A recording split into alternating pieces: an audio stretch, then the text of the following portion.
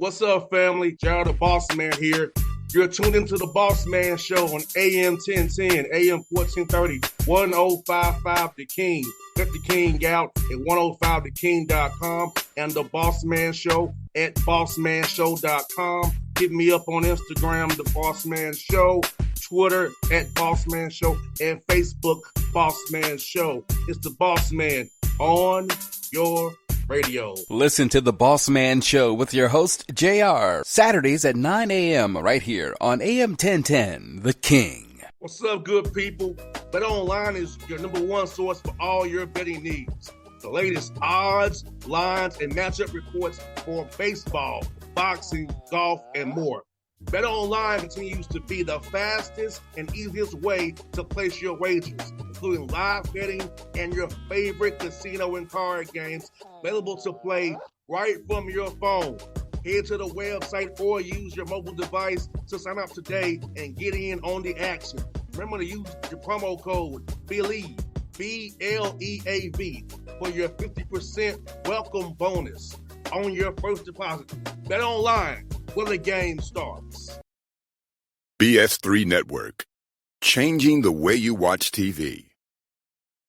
Yes, BS3 Network, changing the way you watch TV, covering content and hot topics from A to Z, sports, music, society and culture, movie reviews, you name it, we have it. Check it out on bs3network.com or check us out on Roku, BS3 TV on Roku, as well as check out your favorite podcast on all podcast platforms or Spreaker.com/BS3 Network. You are now tuned to BS3 Network.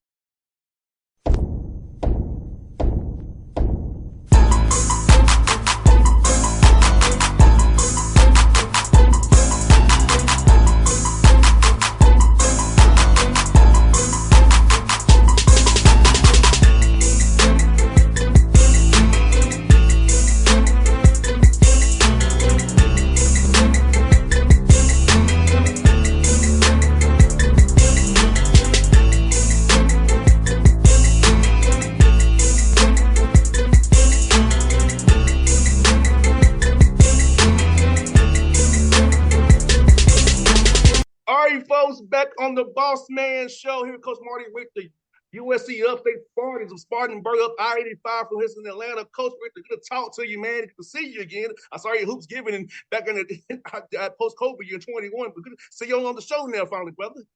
Oh, man, thanks so much. I'm so happy to be on the show today, talk a little hoops with you, man. Anybody that's a Raiders fan, I like talking with because that means they got some opinions and we can talk a little bit. This is going to be a good day.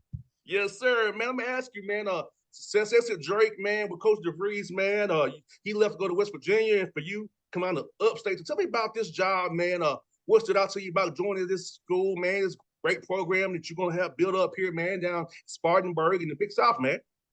You know what makes it really interesting is when they transitioned to Division I, they were in the league in the Atlantic Sun at the time. At the same time, I was in the Atlantic Sun at Florida Gulf Coast with Coach Enfield for a couple of years, and then with Coach Dooley. And the head coach at the time was Coach Eddie Payne, who did a terrific job. He had Torrey Craig, who's playing in the league right now. They won 20 games, I think 2 out of his first 4 years when they were tournament eligible to play in the NCAA tournament. And every time we came here to Spartanburg, oh, man, it was a dogfight. It was fun. The crowd was loud. It's a loud gym, which was great. And I always liked Spartanburg. I thought it was nice. I didn't think anything about it for the next 10 years when I kind of didn't play coach against them again. And the job opened up. I'm like, let me call and inquire about the job a little bit. And I did. And the more I talked to the AD here, Matt, it sounded like what I'm used to. You know what I mean? Like your backs are against the wall. It's like what we did at Drake. Nobody thought we would ever win at Drake. Nobody thought we would ever win at Florida Gulf Coast. I started a program from scratch when I was a head coach at Florida Southwestern. People were like, I don't know about that move. This is the same thing. We kind of like everybody we got to have a chip on our shoulder if you're going to coach here and get the guys going in the right direction, try to win in the Big South, because Big South is a good league. 100%. A lot of my friends in the Big South, like Mike at Asheville, my guy Ellen, man, at High Point. So a lot of different, and my guy Mark Cross as well. He's a Pittsburgh fan. So me and him, we argue clash a little bit. You can clash a little bit there. Yeah, we talk about the races all the time, man. But yeah, man, it's a heck of a league, man. And it's good because you play each other twice for real, like a true round robin. It's not like you play with somebody once. So you're really gonna get home and away and see what you have. And even as that passion in the Big South, it was very competitive from top to bottom. It was no easy out. Even the lower ranked teams in the conference beat the high ranked teams, and you saw that with Radford doing what they did. So so it's a tough league every night. So how say you be in a league where you can know every night it's gonna be a dog fight, but fun to compete against someone like that every night. No question. I mean, you know what's great about the league is it's a true round robin. It's kind of like what we had in the Missouri Valley before we added some more teams. And it's similar to what the Big 12 was before they added some more teams, where it's a true round robin. You get to figure out, you play everybody twice, home and road. You get to see the best of everybody. And it is, you go Wednesday, Saturday, so you get preparation for both opponents each game. And that piece, you've got to be really prepared. And the coaches in this league are terrific. They've done a terrific job. Last year, Longwood was in the middle of the pack, and they ended up winning the tournament, and High Point was regular season champs. And Longwood got a 14 seed. And it was the highest the league was ranked. I think it was ranked 18th in Ken Palm this past year. So the coaching in this league is really good. That's what scares me, because when you join a league, you're like, man, nobody, all these guys in this league can really coach, and it's going to be fun putting, hopefully, my staff's in my mind up against other coaches and seeing what we can do against them, which will be fun. And you said something very important there. About how important it is that Wednesday, Saturday. I feel like a Thursday, Saturday schedule, you really don't have time to prep for game number 2. Mm-hmm. It's really kind of, since you have to travel. How important it is to really have that Wednesday, Saturday, not have it be Thursday, Saturday, so you really can prepare for game number 2, not kind of wing it with a shoot around or a film session. Yeah, that preparation, I think, goes a long ways with kids, because they're still kids. They're 18 to 22-year-olds. They're still learning the game that us grown-ups know already. And when you put in a game plan, sometimes it takes them more than just 24 hours. Sometimes it doesn't. You know what I mean? It all depends on the kid. But like that 2 days, you get 2 days prep for each opponent in conference, which is nice. You know what I mean? Like you can scheme some baskets on offense, and then you can take some stuff away on the defense end. That if you only have 24 hours, if you play on Thursday night, you get to them late Thursday night, as a coaching staff, and then on Friday you got to have your game plan implemented, and you don't get a day to feel it out. When you have that Thursday, you get to put the game plan in. Friday, okay, whatever we thought was going to work on Thursday is not going to work, so now we can change it a little bit, and then on Saturday you can execute it. And they get 3 days of walking through their opponent, which helps players. 100%, because my main job is covering the Hawks every day. So if you look at the NBA on a back-to-back, 5 teams lose because a lot of us rest, but also was not being prepared, for everything that you may see. So like you said, remember to be prepared, a game plan discipline, know your assignments. Everybody talk about know your personnel. That's very important to me. Yeah. Being son of a coach, hearing it my whole life, I value that.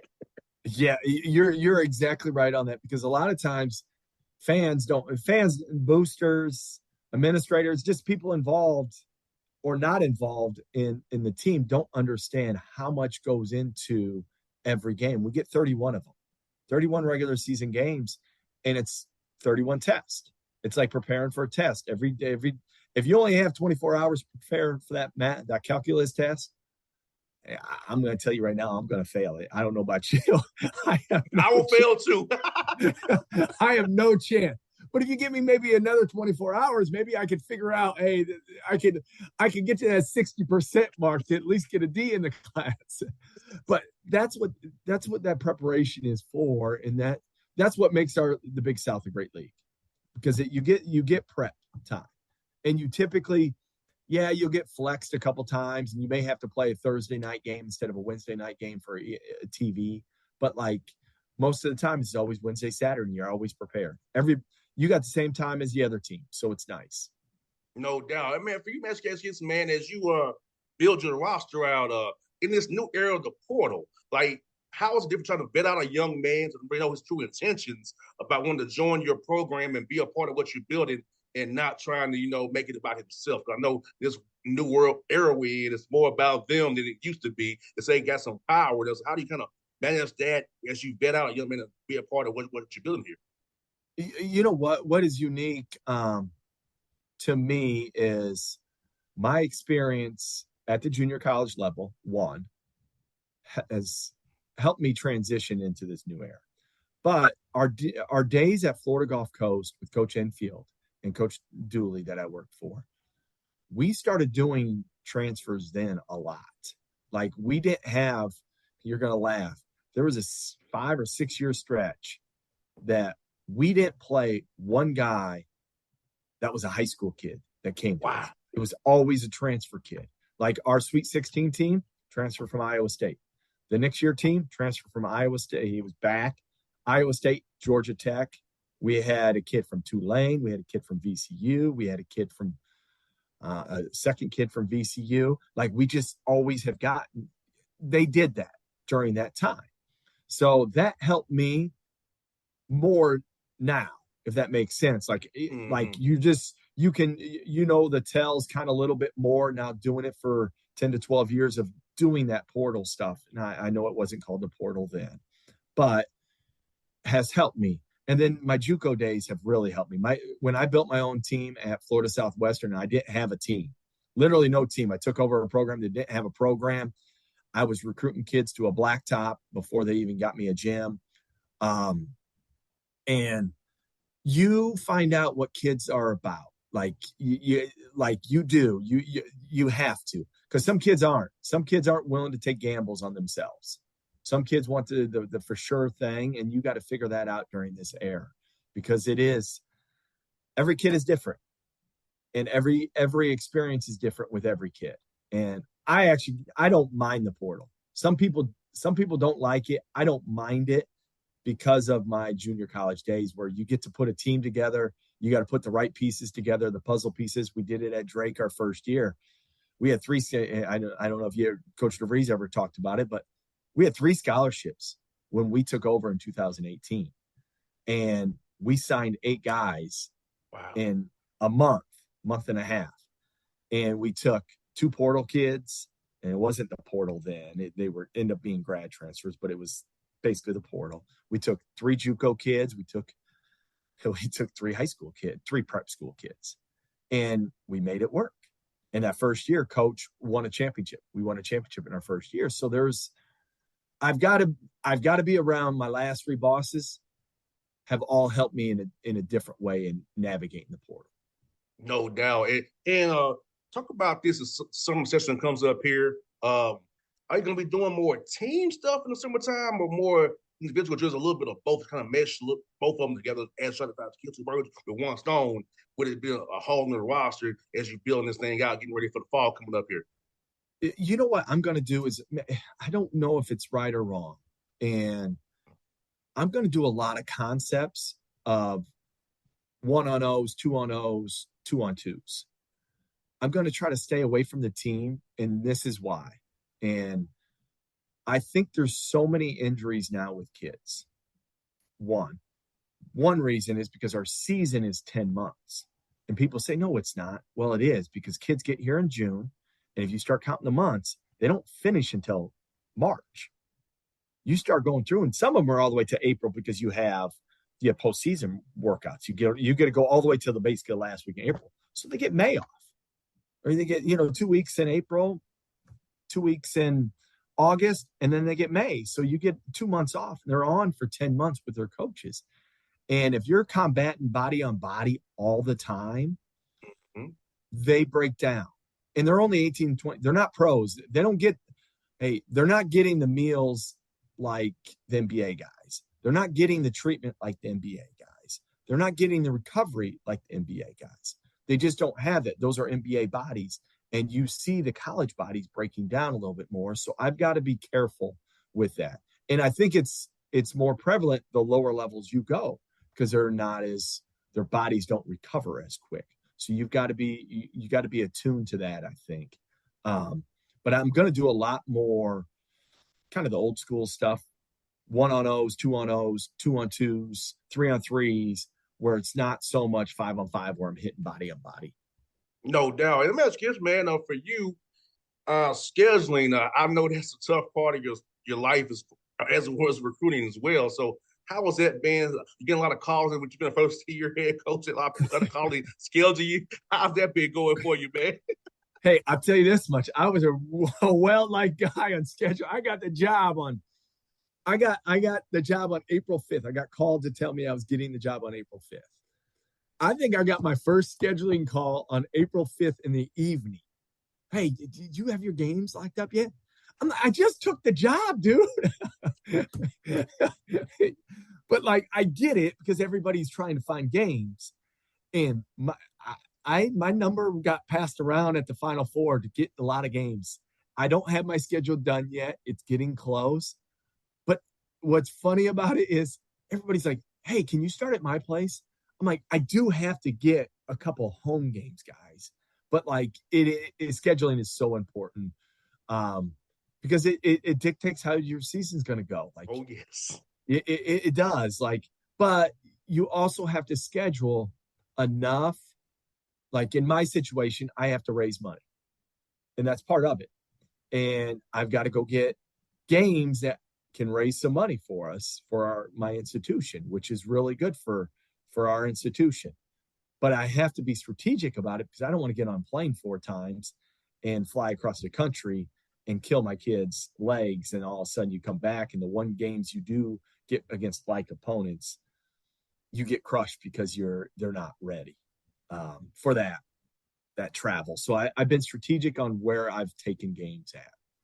100%. Well, hopefully Damon Stoudemire or baby, my guy Antoine Petway or Jonas Hayes will play you, or Ryan Ritter will play you. Hopefully. I mean, that would be, you know what's unique is, and I didn't realize this, I just forget how close I am to Atlanta. Like you can I can get my car right now and drive down. I'll be there, and I can go to Varsity and have a nice little hot dog for lunch, and then get back in my car and be back home. Like it's nice. Oh yes, I-85 is shoot on up there. Like I said, it's really very, very, very close, and a lot of people from Atlanta go up there to school because it's so close. You can get back home on the weekend. So, it's like you said, man, this is a great area. And for you in your career, talk about recruiting the Atlanta area and the talent here. Finding the diamonds in the rough, because everybody can't go to Georgia, go to Tech, and the ones here, so they got to branch out to find talent in Atlanta on how well the coaching here is in high school and the AAU. The AAU and the high school scene is really, really good in the Atlanta area. And yeah, not everybody can be in that hour radius of Atlanta, go to school. There's not enough scholarships available for all the talent that comes out every year in Atlanta, in the Georgia area. One of our all-time leading scorer that we took at Florida Gulf Coast was one of our first signees was Bernard Thompson. And Bernard was I know he's not an Atlanta kid, but he played for the Atlanta Celtics. He's a Rockdale County kid. Him and Kevin Ware were on the team. They were really good. And you could get really good players that are unseen or unheard of that end up being really good for you. And that's what's beautiful about that area, because everybody has different likes and taste on players. And one kid may be your cup of tea and another one may not be, but like you can find guys in that area that are really good. And I hope I have great success in that area. Well, Coach, I'll help you in that regard. Trust me on that. If you never need any help. Well, that's awesome to hear, man. I like that. I like hearing that. Because a lot of those guys I talk to, a lot of high school coaches, a lot of the AAU coaches, they know me very well. So I can definitely help you in that regard, Coach. I mean it because I feel like I said, I love your energy. I love Joe, about Coach DeVries, man. I actually talked to Joe Dooley on the show too when he was the head coach down there as well. So it's like I put together, you coached with him. So like, yeah, I had him on the show all the time when he was down at Gulf Coast as well. So he is as good. I mean, Coach Dooley is he is my guy. I like him. He taught me a lot. I've had 9 different head coaches I've worked for, and they've all been terrific. And all at different stages of my life that helped me at different stages. When I was at the stage of my life when I was trying to figure out if I want to be a head coach one day or not, Coach Dooley, that's who I worked for. And he did a great job of teaching me the ins and outs because he's been a head coach multiple times. You know what I mean? He was at East Carolina early in his stage. Then he went back and was a Division I assistant, was at KU, won national title. Then he got Gulf Coast. And he did an unbelievable job taking over a program that we just came off of Sweet 16 and keeping them going in the right direction. And not many people can do that, handle the success and keep it going. And he taught me a lot how, when the target is on your chest, how to handle that. And when you don't have the target on your chest, how to handle it too. But I can't thank him enough. He's a terrific person. Awesome coach. Yes, he is. I got last one for you today on the show. What's been your favorite eating spot for you and the staff, man? I know you're getting the office a long time trying to get rosters together and schedule the games. So what's been you and the staff's go-to when you get late nights in the office, man, trying to get this stuff together, man? You're going to laugh. So I've been in the Midwest the last 6 years, and you're going to think I'm crazy. But my favorite, there's really good places to eat. Don't get me wrong. There's a barbecue place, Smoking Butts, I think is really good. When I'm in the office and it's 8 o'clock, 9 o'clock, I'm like, I'm kind of hungry. I go to Publix and get a pub sub, chicken tender pub sub. I missed it because for 6 years, and you're going to make fun of me, for 6 years, I didn't get it. When I lived in Fort Myers, that was every time I went to the beach, anytime I did anything, I got a pub sub. And it was I'm going to the beach, I don't need a hot. I need it cold. I'm going to the office, I want it hot. Here, I've been craving that. So every time I would recruit in the South, you know where I go? Publix, get a pub sub. And people are like, what is wrong with you? I'm like, it is the best sub in the world. No, they're hidden, man. No, they're hidden. I'm with you. It is hidden. It is one of those subs. They put so much chicken in there. It's so good. It is so good. So I don't want to disregard the other restaurants in town. They're really, really good. We've been to a number of different places. But that pub sub for me, for being away from the South for 6 years, that's that and sweet tea. Let me tell you something. You go to the Midwest, you order a sweet tea, you know what you get? You get tea, not sweet tea. They give you tea and they give you sugar packets. That's not sweet tea. That's not. No, that's tea. No. That's not what we're looking for. You can't get no. I don't need your lemon. No, I want to get true sweet tea with lemon. Yes. Not have to put in 4 or 5 sugar. Yes. 4 or 5 domino sugars in there. No. Yes. So let me tell you something. I miss sweet tea. I miss pub subs for being in the Midwest. I love the Midwest. Don't get me wrong. Born, raised Midwest. But hey, that sweet tea is no joke down here. I don't have to put sugar packets. I don't have to try to match it up and make sure it fits me. No, the one that they brew at the restaurant is terrific. I know I got off topic there. No, you're fine. No, you're good. We're good. It's good. That's sweet tea. But you can't have a lot of them. You can have 1, 2 of them a day, and that's about it. And if you stop having them, I'm going to stop having them because I got to go back to the Midwest to move my family back down for about a week.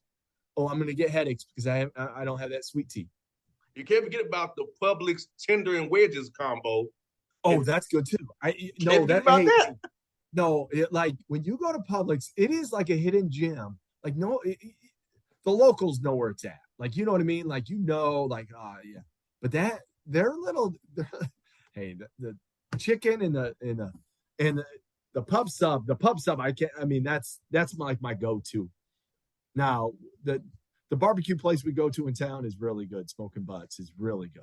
Really good barbecue, man. Now, Coach, where I live at in Atlanta near Georgia Tech, so Publix right down the street, so they know me very well there. So I'm with you on Publix. Hey, you know what? That's all. I just want them to be able to call me by my first name here in the next month. If they can do that and recognize me, everybody that works there at Publix, when I get my subs, I have done my job. My wife will be like, why do you go to Publix so much? I'm like, yeah, I kind of like their subs, man. You're right about that, Coach. But Coach Richter, it was fun, man. Hearing the show was fun today. It was great, man. We gotta get down to Atlanta, man. Hope I see you during the live period. I'll be at Lake Point. I'll be out there at these events during the live period in July. So hopefully I'll see you there. And I'll come such a short drive there. See you play as well, brother. Hey, come up anytime. You're always welcome, okay? Thank you so much, because it was fun, brother. Thank you so much. BS3 Network. Changing the way you watch TV. Yes, BS3 Network, changing the way you watch TV, covering content and hot topics from A to Z. Sports, music, society and culture, movie reviews. You name it, we have it. Check it out on bs3network.com or check us out on Roku, BS3 TV on Roku, as well as check out your favorite podcasts on all podcast platforms or Spreaker.com/BS3 Network. You are now tuned to BS3 Network. What's up, good people? Bet Online is your number one source for all your betting needs. The latest odds, lines, and matchup reports for baseball, boxing, golf, and more. Bet Online continues to be the fastest and easiest way to place your wagers, including live betting and your favorite casino and card games available to play right from your phone. Head to the website or use your mobile device to sign up today and get in on the action. Remember to use your promo code BELIEVE, BLEAV, for your 50% welcome bonus on your first deposit. Bet Online, where the game starts. What's up, family? Gerald the Bossman here. You're tuned into the Bossman Show on AM 1010, AM 1430, 1055 The King. Check The King out at 105theking.com and the Bossman Show at bossmanshow.com. Hit me up on Instagram, The Bossman Show, Twitter at Bossman Show, and Facebook, Bossman Show. It's the Bossman on your radio. Listen to The Bossman Show with your host, JR, Saturdays at 9 a.m. right here on AM 1010, The King.